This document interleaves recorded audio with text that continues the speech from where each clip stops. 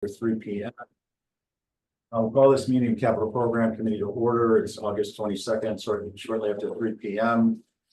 Hybrid meeting. This meeting is being audio video recorded. Anything you say or display will be shared on the town's YouTube. Please act accordingly.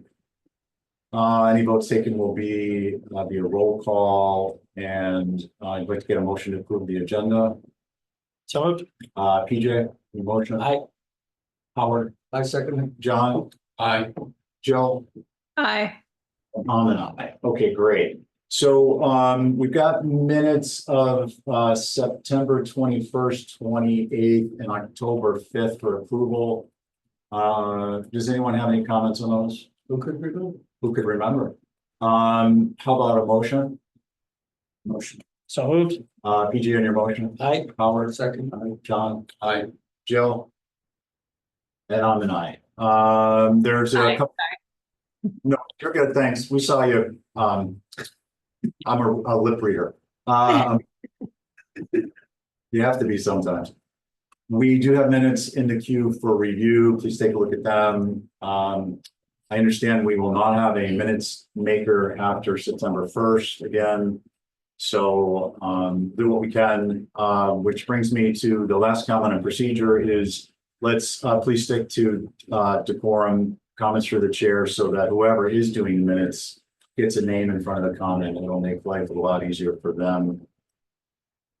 With that, we are here today to review fire and police current year capital requests and take a look at their out year request. Sue, would you just tell me who do we have on the agenda first? I'll follow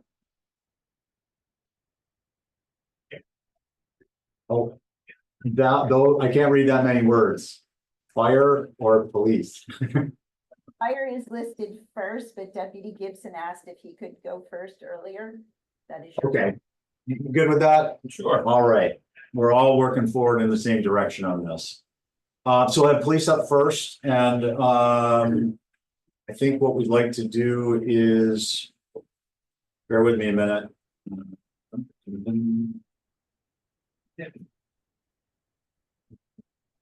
We got two requests, right? One is the radio and one is the roof repairs. Well, the other one is lighting replacement, lighting system for the public safety building replacement. Gotcha. Okay, great. And Charlie, just to be clear and understanding, you did a preview on those. You've got actual bids in process for those, but they're just not going to be available because it's not the way the timeline can work. Right. We just had the contract with SMRT for the roofing project approved by the select board. Mhm. They're going to develop a bid spec for the roof. That roofing project should go pretty quick. We had it done in 2000, and so we have CAD drawings and that spec. So they're just going to revise it, bring it up to current code, and we should get that bid on the street within a few weeks. And then we'll have a hard number, hopefully by October or thereabouts, middle of October. And the same thing with the lighting system replacement for the public safety building. The engineer has already been on board. They've been on site. They're working on that spec, and we hope they get that out to bid basically at the same time. Okay, thanks. So we're gonna try this a little bit different this year. I believe we've all previewed the supplemental documentation. So if you wouldn't mind just reading the introduction for the respective requests, I'll pull the members, see if they have a question. If they do, we'll get it answered, and then we'll move on to the next request. Okay. Should be a little more efficient for everybody. Sure. The first item is the public safety building lighting control system replacement.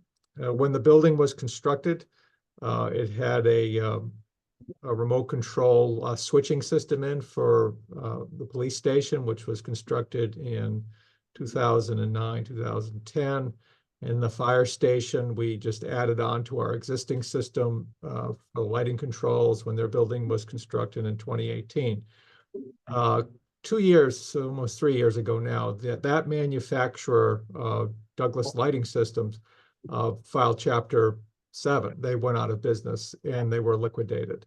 So they were a very large premier manufacturer of lighting controls, and they left the entire industry in the lurch. So there's no parts available for the system. We have a couple of issues ongoing, and we're unable to replace it. The only way, talking with the engineers, was to pull it out and put a new system in. There are other manufacturers out there, however, they are not sort of one-to-one compatible replacements. So we've retained the engineer who designed both buildings. They have all the drawings and specifications, and we just need to get bid documents out to get it out on the street to see how much it'll cost. There are no comparables, because this is sort of a I wouldn't say custom, but it's an installation into the building with a component that no longer exists. So how much it will cost to have contractors come out and replace these components, no one knows. And that's why we're going to get out, get an actual bid. So we'll have a number, a hard number. Okay, thank you. Did anyone not get a chance to review this? Or perhaps I'll just ask that question differently. Does anyone have a question or comment? I do, Howard. Howard? Oh, sorry, Joe, go ahead. Joe? Oh, Jill, go ahead. I didn't see up there. I was gonna say, I mean, looking at the supplemental documents, I mean, so is this not the number that's gonna be in our system? I guess I'm confused. I see 200. The number was a guesstimate from the engineer. It's not Okay. back, other than the engineer's best guess, that was all we have. And that I'm not really comfortable with that myself. Right, so I should ignore like the design fee is 25,000, but it sounded like you already had a design. It was more. Yeah. Yeah, and Times actually the cost for any- the engineer, I think the cost was only $8,000 for the engineer. They had all of the documents, so. Okay, And Jill, that's gonna carry over to the other request too. It's just basically estimate based upon prior events and costs, and then we're gonna get supplemental information to pin that down a little bit later in our process. Howard? So a couple of nerdy questions, sorry. So is this custom, will this be a custom design, or is this an off the shelf? And are there many options that you have to look at as you get bids, or is it very finite group of people? No, well, there are several manufacturers, half a dozen that makes this type of equipment. It is off the shelf that you purchase. However, the installation is custom. Every building's unique. Every switch panel is basically custom. However, the components that are in the panel are off the shelf, and light switching, wall switches are all off the shelf, but required to be replaced. So yes and no to your question. Okay, and the other question I had was, do you get a system that has all the bells and whistles and everything that you want on it, or do you cut this back? Are you winnowing it back to be economical? I was just curious about that. It's sort of a one-to-one replacement. It's nothing really complicated in the sense of the design. It really is, you have, for instance, our jail cells have a lighting control. The lights for the jail cells are controlled from in the cell block in our dispatch area. And so because the distance is so far apart, they use low voltage switching to control that. And, that's why they need this remote control system. Same thing with the fire station. The actual wall switch is so far away from the electric rooms. It was much cheaper to install the remote switching because you're running low voltage wiring instead of high voltage wiring. It also, our parking lot lights are on photo sensors, and also our fire alarm system's tied into it, so certain lights come on when the emergency systems are activated. And all of that is done through the low voltage switching, which is not it is not a complicated or expensive system when it's installed new. However, at this point, because we're retrofitting, we don't know how much it's going to cost, but there are no real bells and whistles with it other than it's a low voltage switch, but because of the building design, it makes it complicated. Thank you, John. Yeah, Deputy Chief, given that the current system is 15 years old, He's anticipating any kind of power savings from the new system versus the old one that is not in good shape, or is it not that kind of system? It's basically on-off switching. It would be the same functionality and energy controls that light savings that we been saving since the building was designed to the latest energy code. For instance, our parking lot lights are all on photocells, so they're not on when the lights, when the sun's up, and they automatically change and adjust for daylight savings time. It shuts down lighting in the building based on occupancy and time of day. The regular offices on the second floor time out when they're not being used, after hours. So that functionality exists and will continue in the new system. So those energy savings will be ongoing.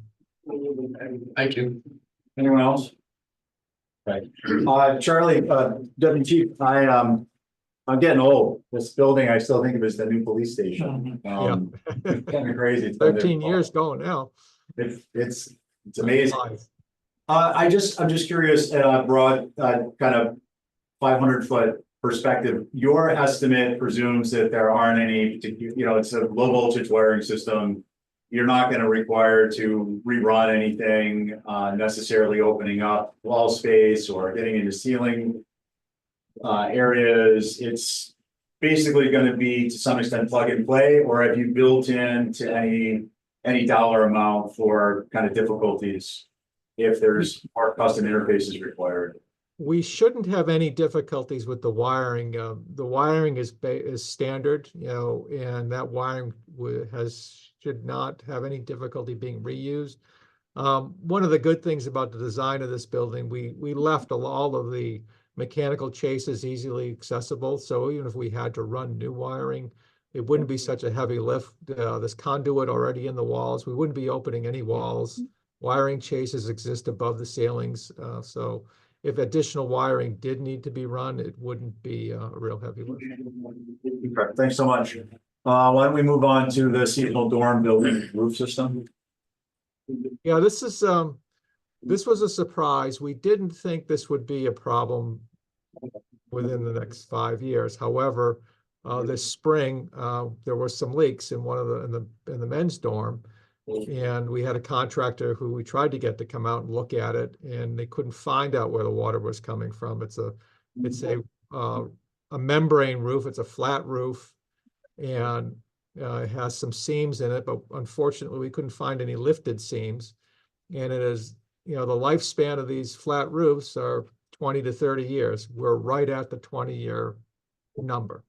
And the only way, that the contractor said it could find the leak is to peel it up. So if you're peeling up a 20-year-old roof, it makes no sense to just put down the new one. And this summer, one of those big heavy rainstorms on the woman's side, we also experienced a leak over there.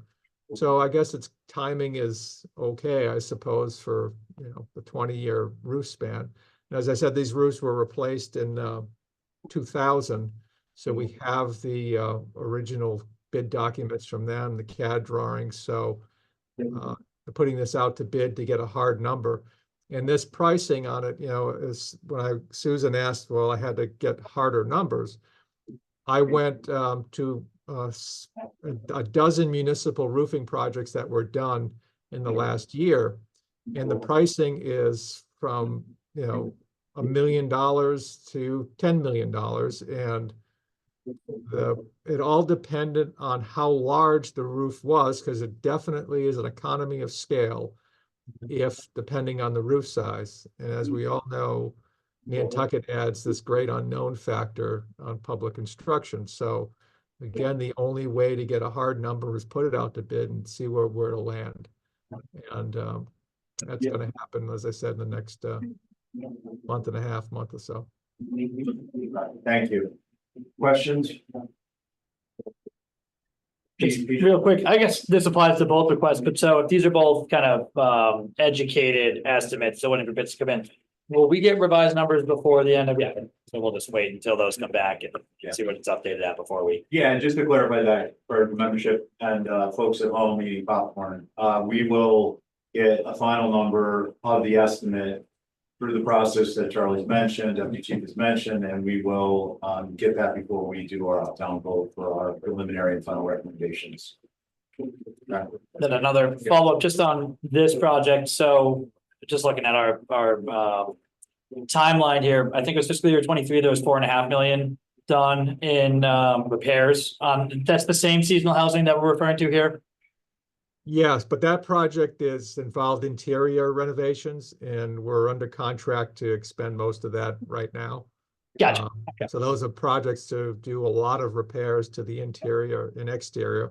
As I said, the roof, when we did the evaluation of the buildings, when we did the original scope for those repairs, the roofs were in good shape, and that, unfortunately, that was done 3 years ago.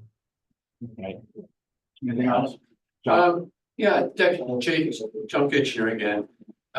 Just a broader question, really, because obviously something like this is a must do. But as you look out a few years past this, how are you feeling about the amount of seasonal housing that we've got for, our seasonal officers and so forth? Well, Let me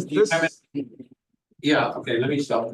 Go ahead. Oh, you broke up for a second there. The seasonal housing capacity for the police department, this is our community service officers. We're in pretty good shape with this facility, and that's one of the reasons we've been trying so hard to make sure we keep it up to spec, up to code, and in good shape. Up until the investment of the town in FY23 of that 4.5, we really hadn't spent, a nickel. The town hasn't spent a nickel on the building for any capital repairs. Even the roofing project that was done in 2000, that was funded from the county through the Sheriff Deeds Excise Fund. So the building has, was built to very stringent military spec by the Coast Guard in 1953 and 63 were the two phases out there. And we've been served pretty well by not having to do a lot of capital work for a building that's been that old. This past that 4.5, a lot of that involved the exterior masonry that is at the end of the world out there, and it gets some pretty hard weather. And cinder block was basically crumbling, which we had to do a lot of work on the windows and doors and exterior. And that's where we've made a big investment. And the building is in very, very good shape now, other than the roofs. And if anyone wants a tour, just let me know. We'll take you out and show you what we've got going out there. The lifeguards are, for the harbor master is a challenge. They're spread out in numerous places now. We're working on seasonal housing on Waite Drive on that project. And if we can get that off the ground, the lifeguards would be in pretty good stead too. Anything else, Sean? No, thank you. Okay. Howard? At the warrant meeting, which building was the one that somebody said needed plumbing and didn't have toilets and it was for seasonal employees? Does anybody remember that? Which meeting? Warrant meeting. Oh. Deputy Chief? Well, both buildings need bathroom upgrades. That's one of the projects we're doing right now on the women's side. We basically had eight girls using one toilet, and that was and one shower, and that was a challenge. And that's one of our projects this winter is to upgrade that toilet facility and showers on the girls' side. Also, one toilet on the men's side, we're upgrading as well. There'll probably be another ask in some out years for the men's side for an upgrade to the plumbing systems there, but we're treating this in phases. We tried to do it in one lump sum a couple of years back, and that number was astronomical. It was almost 3 times as what we had appropriated. So we're taking it in bites. And one of the issues we also have to be very cognizant of out there is that we need the facility in the summer. We had 100% occupancy out there from June right through this past couple of weeks. And we need the facility. So we have to keep the scope of our projects out there basically from September through May. And so that's why taking this in bites is worked out so well. Right now we're in phase 3 of our projects out there. Okay, thanks. That's good information to kind of round out members' knowledge. Thank you. Just a quick question. I'm curious, we're on the topic of housing. It's, you know, a big topic for everyone. And I know the Wade Drive, housing is going, you know, it's been proceeding through the permitting process pretty well. Is there gonna be any relief for, police department there, or that's not been earmarked yet, or? No, well, for seasonal housing, that's basically earmarked for lifeguards at the Wait Drive project right now. The one that's on the blotter right now is lifeguards. As I said, the CSOs at the Sconset facility for us are in pretty good shape out there. Sounds good. Probably best not to be mixing the groups, right? Yeah. It is, could be a challenge. Yeah, too bad. All right, well, hey, look, we appreciate you joining us this afternoon, Chief, Deputy Chief. We'll wait to get the updated numbers when they come in, and you know, our process, Chief, is that we do a review of all the departments. We'll do a preliminary review and up-down recommendation in early November, get that to the select board, and then we do our final for typically mid-end January for a town meeting. But these look, you know, pretty straightforward, pretty necessary. I can't speak for everyone. I personally don't see an issue with any of these. Anything else before we cut them free? Jill's? No? Okay, Howard pointed up to the screen. Okay, hey, thanks again. We appreciate your time. Thank you all. Have a good day. Thank you. Thank you. Thank you. Okay, so now we got fire. Deputy Chief, you've got two and focusing on, one is a vehicle. Were there two vehicles, or did I just misread something? There's just one. Just one, okay, and then the heating, the bay heating system? Correct. Okay. Yeah. Feel free to take them how you wish. Sure, we'll cover the vehicle first. Replacement with a fire prevention vehicle. This vehicle being replaced is a 2015 Ford Expedition. The new vehicle will be a Ford F-150 pickup truck style vehicle with a cab and a pull-out shelf for the fire department fire prevention office.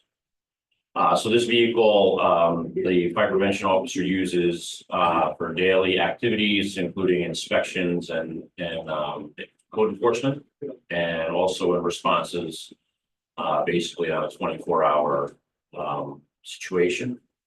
The current vehicle being replaced is 2015. The mileage on that is about 34,000 right now. So we'll probably, if this goes through, we'll be up to around 40,000 by the time that new vehicle is ready. As you know, with emergency services, miles aren't really indicative of the wear and tear. It's usually the hours, because a lot of times the vehicle sits with the motor running, lights flashing, things like that. And then also the weather here on the island. So that's really the need. The change in style versus a sport utility vehicle to a pickup truck. It's just better to have the equipment separated from the passenger compartment. For, you know, compliance issues, environmental issues, things like that. And then that tray that's going to slide out will just be better for organization. Yeah, seems good. Any questions on this one? I'll just comment. I saw it during that rescue down on Nobodier on Saturday, the expedition. Yeah. And just from the eye test, it looked like it was a little tired. So tired. And for the use and purpose, you know, it seems not well suited for ripping down the beach, trying to assist in, you know, something like that. Not that it happens all the time, but just kind of caught my eye and thought that it probably was getting near the end of, you know. Yeah, the pickup truck will definitely be more suitable to regular day-to-day operations and emergency operations. Yeah. All right. Yeah, I just quick comment on that is, you know, something we might not think about is emergency vehicles don't really get a chance to pick which puddles they go around. Right, with saltwater inundation, you know, the undercarriage and the brake line, and everything else start to get it too, so. Okay, that sounds good. We appreciate the bid information, the supplemental data that was in there. That's very helpful. Makes this process go a lot more quickly, and the bay heating system. Okay, so the project is to install suspended heaters in the garage space for the fire department. The need for this is because we have 4 ambulances in the fire station, and those ambulances carry several different medications and intravenous fluids. it's important and mandated as well to keep these medications warmed enough to be able to be administered to the patient in need. So installing the heat system will allow us to keep the temperature in the apparatus stalls at an acceptable temperature.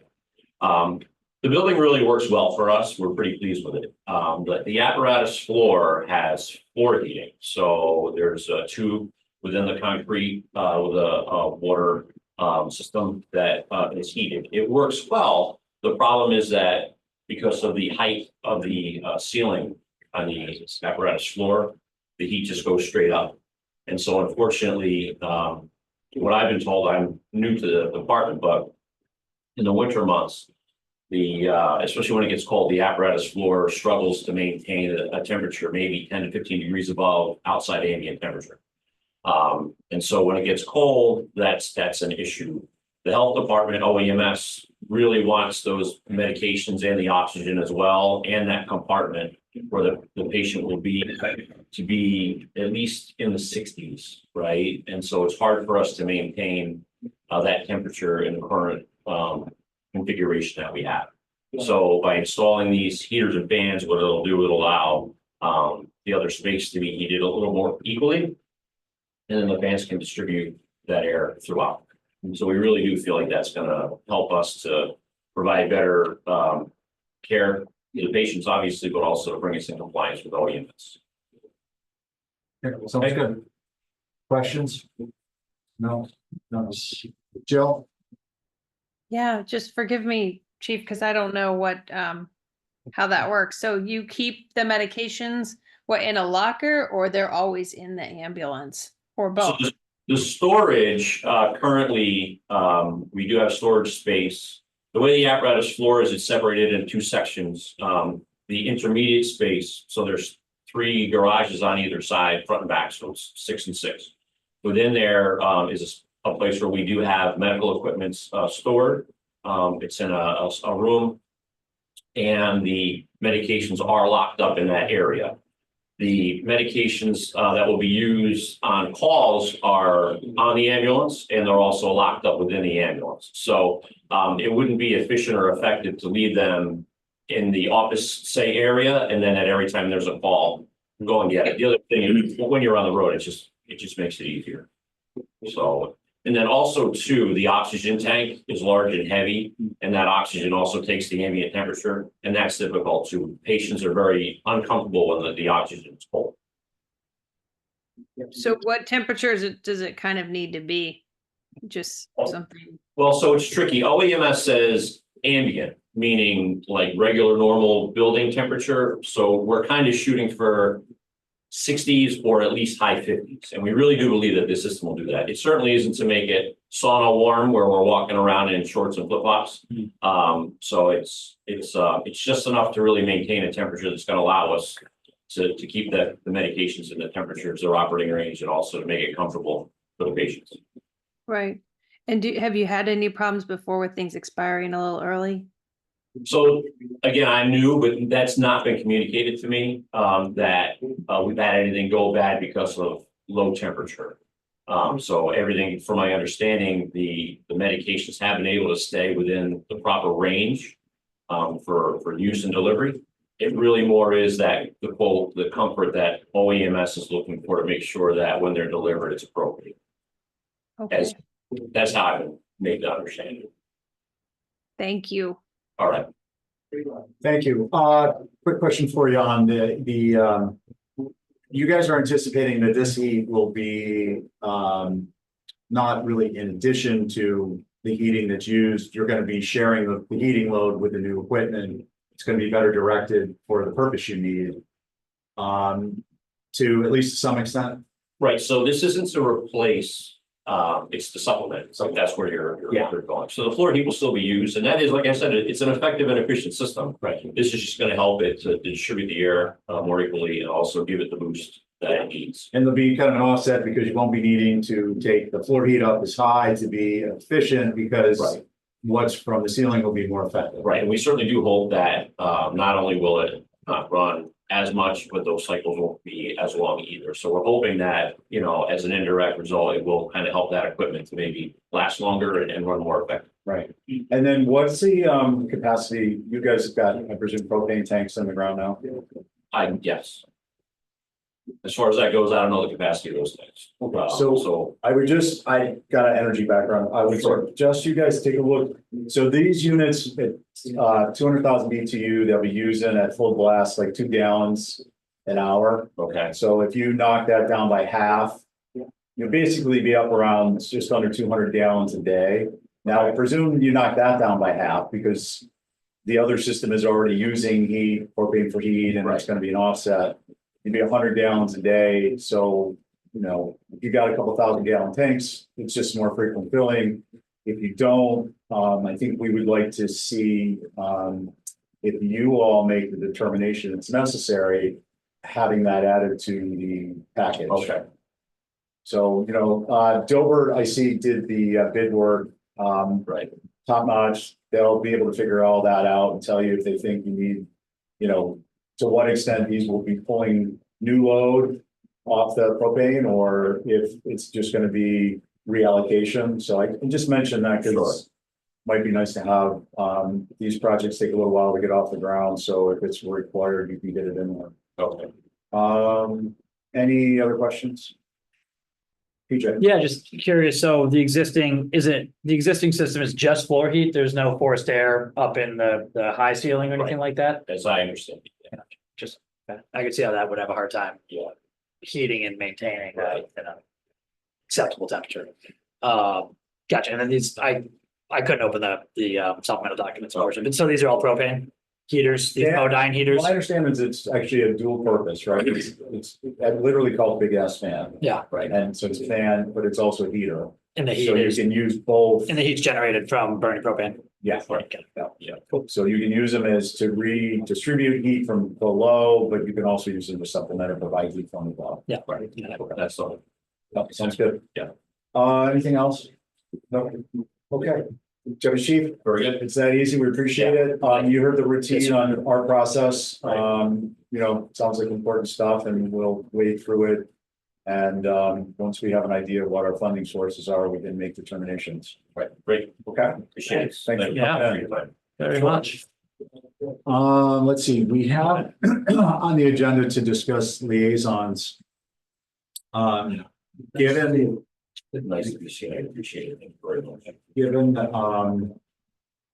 given where we are in the timeline, I wanted to get feedback from members as to whether we should be activating liaisons this year, excuse me, or if perhaps just for some departments. Let me give you a little bit of background. Yeah. Thanks. So, sorry, blocking my throat.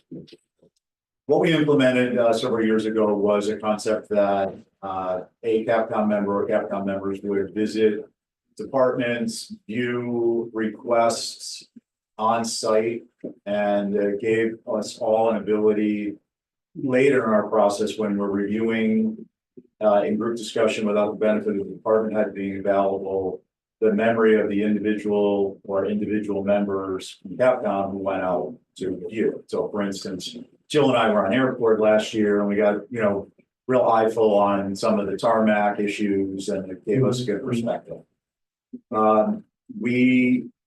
It's beneficial, I'm just gonna say this, it's beneficial for Capcom to have not have a turn in membership because of the appointment schedule necessary for the select board and for NPDC and for FinCom and so on and so forth.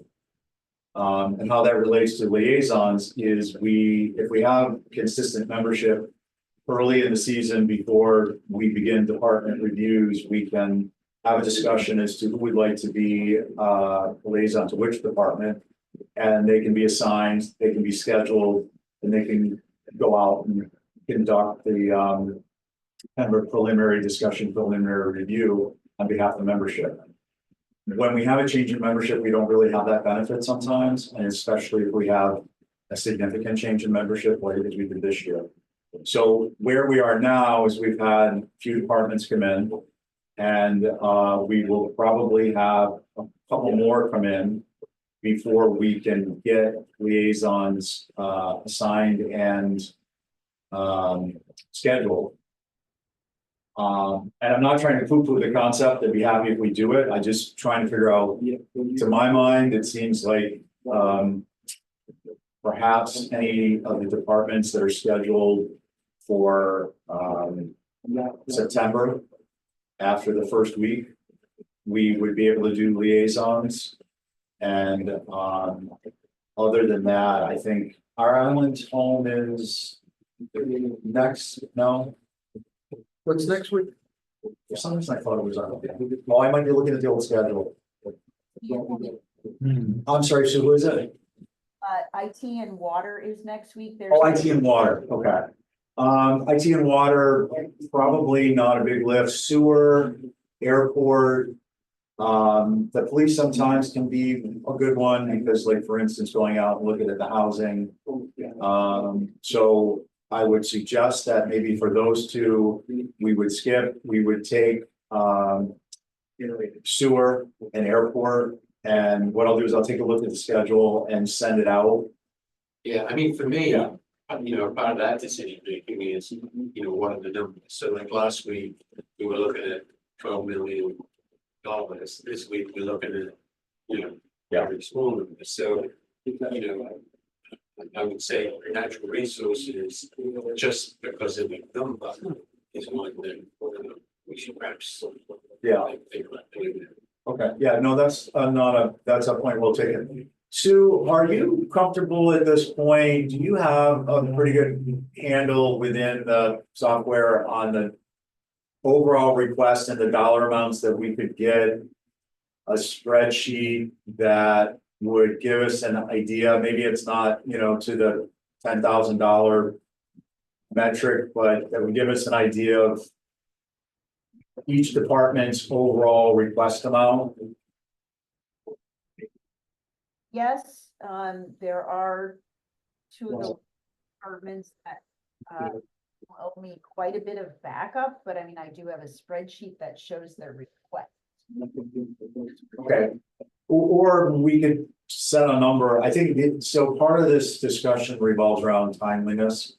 I think if we set a number that if the department for the sake of discussion has more than $1 million in requests, we'd like to set up liaisons. Maybe it's 2 million. I don't know. It's up to you all. But then I can take a look at it. Sue, if you were to send it to me, then we don't have to send it out to everyone and have a protracted discussion and have to wait till next week. I'll have the threshold. I can put together a list of the departments that qualify.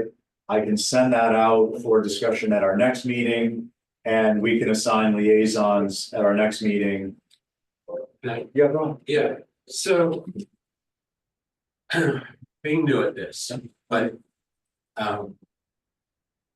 when I'm sitting here listening to the process seems to me like it's a really good one. But I wish I could see on a spreadsheet, but I'd like to see what. So we're looking at full year 26.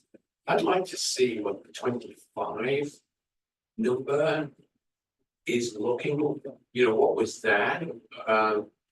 Maybe even what was 24 in actual. So, like a 3-year look at, here's what 24 actually was for each one of these departments.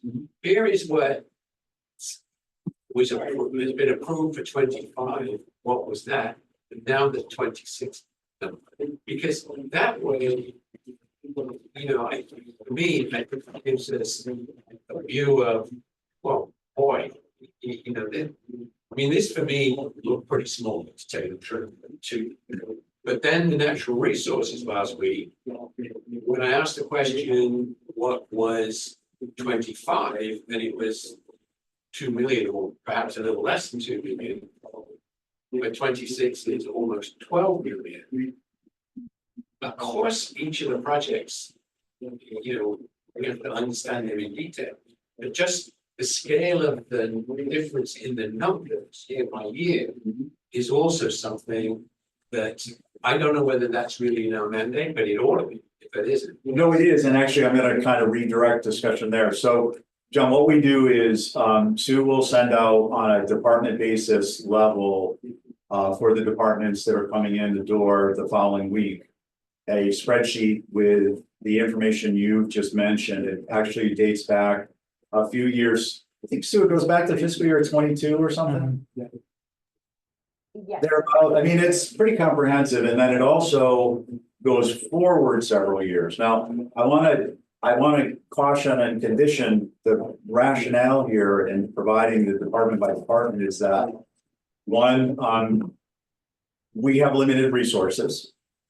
Sue is not just capital program committee, and in relation to that, the process whereby department heads provide the information for the current year requests is sequential over time, and as Sue just alluded to, then not all of them are completely finalized. So providing a spreadsheet that gives us the overall picture, one, is premature for that reason, and two, is premature because we aren't gonna have that discussion until November. So if you're satisfied getting a spreadsheet that lists the departments we're gonna be reviewing with prior year fiscal years, the current fiscal year requests, dollar amounts is what I'm referring to, and upcoming. But I would like to see all of them, so we can see as a town. Yeah, and we will be able to get a copy of that once the requests are all turned in. Yeah, John, I think you have what he's talking about right there, that sheet. Yeah. Yeah, and so just so you know that. Because John, I think what you're, But this, what I'm talking about is seeing all of the departments, so we can see the town, you know, that our capital planning for full year 26 is about the same as 25 and 24, or significantly less, or shifts off out Yeah. of. but John, I just want to. We're just looking at capital projects, so we're not looking at budget and I'm looking operating. at that, I mean, No, John's looking for the big picture. Yeah. And all I'm trying to say is that due to the system that is in place, which has, reasonable limitations on resources, including department heads don't put these requests in a finalized manner as of the day we begin our process. We don't have that spreadsheet at the beginning of the process. Now, is it a big deal? Not really in my mind, and it has been in the past, because we don't review the overall picture until after we've reviewed all the departments. So we get the perspective of, these are the departments at hand, these are the departments who've come through the door. We see that information for each of them, and then towards the end of the process, before we sit down to do review these requests individually, but in a collective fashion, in order to make a preliminary recommendation. At that point, we can have a spreadsheet that tells us all the information, and it's more useful at that point too, because we also then get an idea of what our funding sources are. So it isn't this kind of abstract, these are the dollar amounts that are being requested. It also has some direction to it, because we know what our budget may be in terms of what the town is. okay, Stephen, but for me, if the prior years are available, I don't see why we wouldn't have it now to look at the big picture, because that's probably not been changed. Yeah, I'm happy if we make a request and vote on it. Personally, I don't want all that information to wade through. I want a department by department level review every week in our packet. And if. No need to do that. No. I want to be clear in what our operating procedure is. Sue, if you're comfortable, I think it's not a big lift, certainly. I mean, it can be printed out of the software. We could do fiscal year for all departments. Back to 22, fiscal year 22, not including the current year fiscal requests. It could go out to members in a PDF. they'll have the information, John, you know, you bring up it's something you'd like, and it's not like it's a big ask, so we want to accommodate it. I'm not giving you information to talk you off your plan, I'm giving you information so you understand our process. Got it. So, one, I want you to get the information, and two, I also want you to understand our process and why we're not asking for it now. Does Sue, I'm sorry, and then Joe. We can't hear you, your mic is spotty, I'm sorry. Michael sits far away. Can you hear me? Can hear you now at 100. Most people don't usually say they can't hear me. I was, the recommendation, what if I provide the capital committee's final recommendation report? Would that be helpful? I think it will. The only problem is I don't think we go back in our report, our appendix, none of our appendix is backwards looking. So I think what I would suggest is from Plum, the report, you're drawing the spreadsheet that you submit with the departments from Plum, the reports. Yeah. And, you know, maybe just put a little thing on the bottom that says this, you know, this has not been verified for 120% accuracy. There's something on there if more comfortable. You might even do a watermark that says draft. Just so it's not floating around somewhere and it's misinterpreted as, oh, well, it says here that it's this much that the police department or fire received. And I'm also trying to look at those aspects of it, John, because that small town, things can be, information may go out, and having Sue pour through that document for a flyer in the software that we would normally pick up on a department by department level basis, that we wouldn't pick up because it's totaled into a sum. It could be, you know, potentially problematic, and I want to be able to foresee those as leadership. Does that work for you, Sue? Sure. Okay, Jill? I was just gonna bolster what you said, Stephen, because John, when I first started, I used to want to know kind of what the overall amount was. And funny enough, it just sort of all works out in the end, but where that money, how Brian comes up with where that money is going to be funded is super important. And we don't know that till later. But I just wanted to give you a little comfort that for whatever reason, it all ends up kind of coming out in a similar amount at the end, even though it doesn't feel that way in the beginning. Thanks, Jill. John, I appreciate your persistence. I want to circle back to the original topic, which is what's our threshold for liaisons? It's somewhat arbitrary, somewhat subjective. What would we like to do? Do we want to set a threshold? And if so, what do we want it to be? Any thoughts on that? Well, let's start with this. Do we need to establish a liaison for fire? I mean, in the past, I thought we usually did it so that somebody had previous discussions and could answer questions after. Yeah. The presentation, which it seems like anybody that's already presented makes it kind of irrelevant. So can I answer? Yeah. I agree. It was also to kind of fill in blanks when we sit down as a group. Which I think we're going to have a Rory session to catch up on once now that we've got full membership and the values are put in.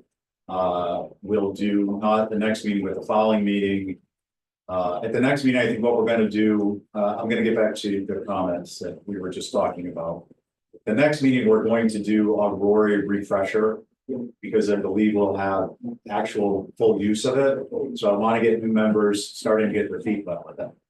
At that point, we normally, if we had a liaison to fire and police, the liaisons would have more intimate details and be able to fill in information if we had discussion during the Rory process. The other aspect, which is to Peter's point, the other aspect is that when we get to the point where in November, we're doing an up-down recommendation, the liaisons become valuable then because they can say, oh no, I spoke to so-and-so and this is actually what that was about. So I'm looking at this point as fire, police, we probably don't need liaisons unless, and part of the reason is because they've already come, Two, with respect to other members weighing in, the supplemental data is pretty well documented.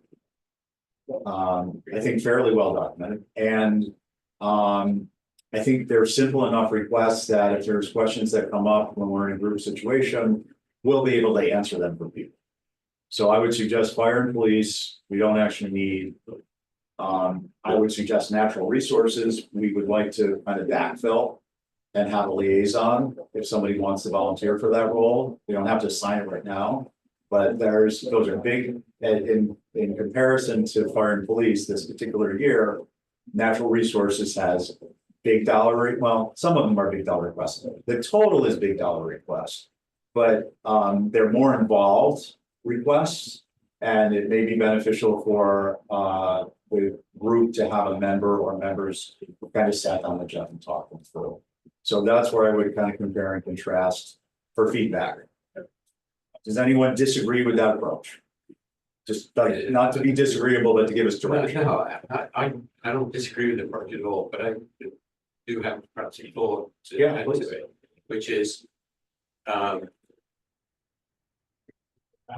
in addition to the liaison, or if we have, well, but there's nothing to stop us saying, hey, Deputy Chief, we need you on for 15 minutes, the next meeting or something. On that. Well, there is actually. One, we have a really tight timeline. And so what we do is we build in part of placeholder meeting after between 4 and 5 departments have come in so that we can have notes and comments documented, and then we can prepare the respective department head to follow up either with an email or in person. We're a little fractured this year because we haven't had full membership, so we haven't established the report writing work group. And one of those members is the member who's keeping those notes. So it's kind of an odd year for us. I would suggest that we're not relying on, until we have full members and regular attendance, we're not relying on having department heads come back. And even then, we're looking at kind of concise questions that are emailed through Sue, and we get answers in advance. So point well taken, and we got to close the loop somehow. Okay. The liaisons are more for blind spots, additional observations that might be useful to the group, so on and so forth. Going to go back to the original question. Do we want to set the threshold at more than a million or more? I think that's smart. I like that. Okay. So Sue, if you'd be so kind, actually, I can, if I pull up the report, because I have access, are the departments in Plum to the extent, not yet? So why don't I just wait? I'll get a little list from you, and then from that, we'll make a list to distribute to the membership. And everyone can be ready to roll next week on who they might want to be involved in, and we'll establish that as a part of we'll put that on the agenda again, and then we'll move forward on the assignments. And then the other thing I would ask procedurally, but just in case, I don't know how frenetic it'll be next week. If this year, Sue, you would let the department heads know who the members are and maybe give them 2 days with 2 different times each. And then they would kind of consolidate that into a schedule. Basically, I think that we need the department head to drive the schedule for the liaisons to show up versus having the liaisons try and schedule that out the department head. I think the department head is in this capacity in a leadership role. They know their schedule and they can say, hey, look, I'm available these 2 days between these times. Do you think that's good? Yeah, that's Okay. what we did last year. Last year we did it a little, I think we kind of tried to schedule it. Oh, I just remember seeing 2 times and that was my choice. So I don't know who set that up. Yeah, okay, so we'll just know, all of us will know that it'll come from the department head. Yeah. Okay, that's liaisons. On what's not on the list, so we're not going to deliberate it, but another item is the report writing work group. We currently have a full membership. Currently is not loaded for any reason, just saying. Not forward looking or anything else like that. What about, the report writing work group is basically, it's distilled down to two individuals put together. We've systematized the process to write our report, which is very comprehensive. John, have you had a chance to look at it? So go to the, if you will, go to the capital program committee town website and you can look up. Sue, is our report from last year posted, do you know? Oh. So you'll have successive years, report and recommendations is the title, and you can look through it. And much of what is there has been systematized. What we generally need to accomplish during the process is to establish relevant footnotes. And so we need somebody who takes notes on those, and then somebody who does the final formatting for the report. What I'm hopeful is that we will have this year, we have two members, Howard and PJ, who took those roles on. And what I'd like to do is get feedback from you guys on how we want to establish that this year. In the past, John, Don's not here. I wrote the report from, beginning to end, and we didn't have it filled in from the software with the spreadsheets. That's been solved for in terms of a lot of the work is done by the software. Again, it's the formatting and footnoting and information that's required that we need people to step in for. What I want to get is feedback from the membership who were in the work group last year on, will you guys be willing to be involved in walking two people who are doing what you did last year, and you're giving them the ideas and the direction on how the process is. I personally doubt I'll be able to, unfortunately. I'm having a child in November and building a house starting December. So my cup is gonna be completely filled. Okay, so Peter had formatting, so that's a little bit easier to pick up.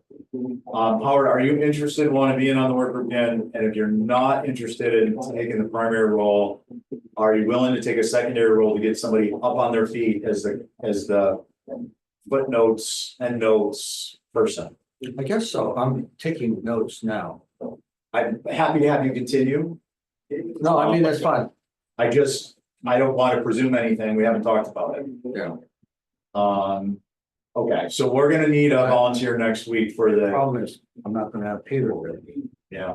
It's gonna be tough. That was a good time too. Somebody's got some big Best report, shoes to best fill. report yet. Best report yet. Yeah.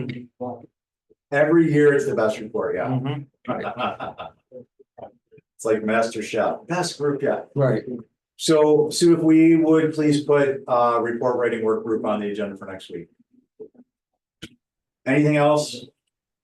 All right, so our next meeting is August 29th. Here, hybrid and at the trailer. And with that, I would entertain a motion, please, to adjourn. So moved. Second, Okay, PJ, Aye. Jill, aye. John, and I'm an aye. Thank you, everyone. Thank you, Sue. I get around. Good to see you. John. See you.